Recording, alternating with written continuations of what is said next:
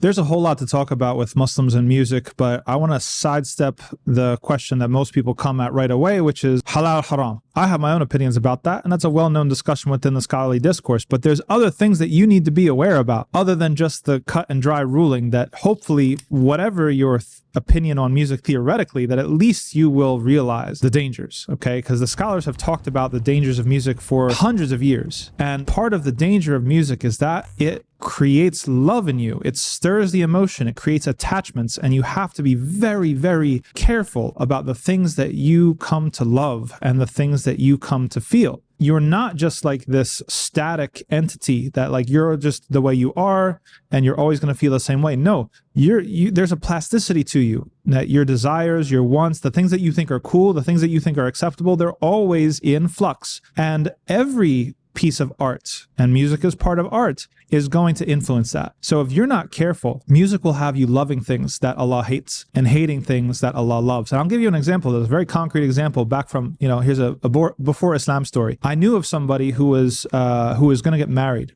and non-Muslims, and they were talking about the songs that they wanted played at their wedding. And one of the friends suggested a particular song, and the song was very, very popular at the time.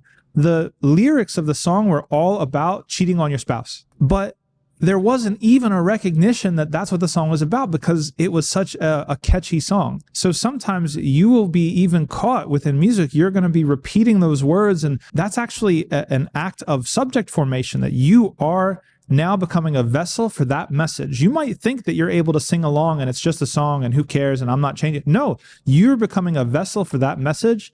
And now the message that that song contains is becoming slowly a possibility for you to act upon. Another dangerous component of music is for the performer, right? And as someone who used to be a musician before Islam, I can tell you that to be a performer is to put yourself in a very spiritually sensitive position, that you've got people looking at you and admiring you in a certain way. It very much leaves you susceptible to arrogance. People talk about Beyonce and stuff like that. Like she has like an alter ego for herself when she's on stage or something. Like this is real. Like you have almost like an alter ego when you're on stage, that you are performing for other people. And sometimes it's hard to get out of that. Sometimes you end up being swallowed by your alter ego, that performer who you are, that sort of alienated or mediated version of yourself that's packaged for consumption. Sometimes it can overtake the real you, and it can lead you down to a very, very harmful and destructive path. And there's other considerations when it comes to performing music or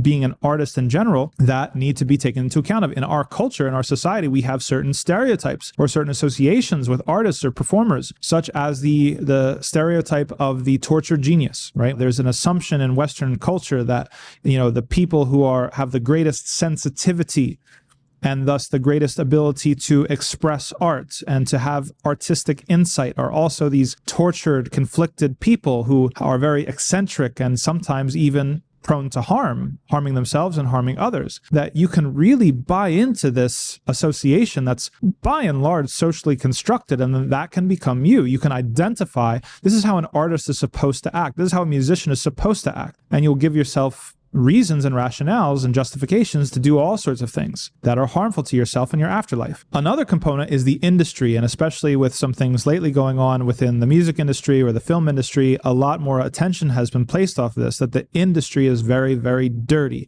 Now, I'll take it one step further. Not just is the industry dirty, but the industry itself, the fact that the industry exists, is a consequence of capitalism, meaning that if you take people who do nasheed, such as Dawood Warnsby and other people, that they've made a distinction, or they've articulated a distinction between community music, which might look like a nasheed, or it might look like a poem that everybody knows, right? Versus commercial music. Now we have the executive producers, and we have the studio recording, and we have the marketing, and we have the big execs. They're telling you what to say. They're telling you what you should look like on stage. They're telling you, well, you're not this enough, or you're not that enough, or that no one's going to listen to that, or everybody wants to see this.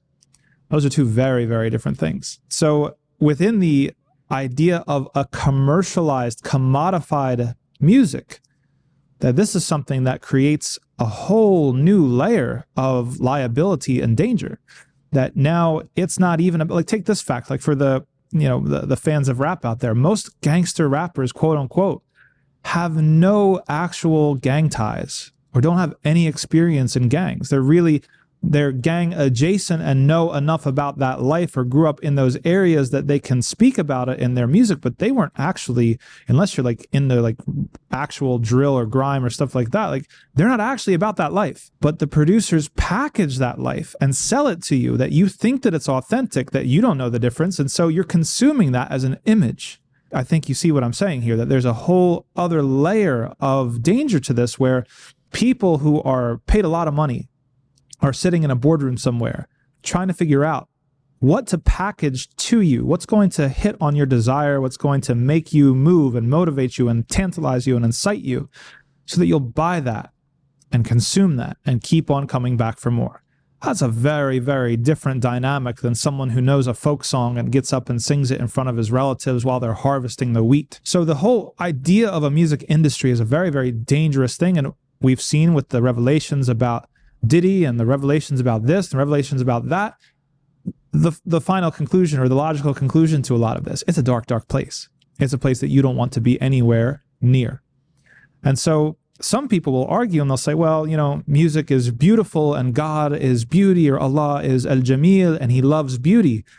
But let's not get it twisted. Allah is beautiful and he loves beauty, but not all beauty leads to God. Some beauty is simply desire. Some beauty is base. Some beauty is calling you to your worst self.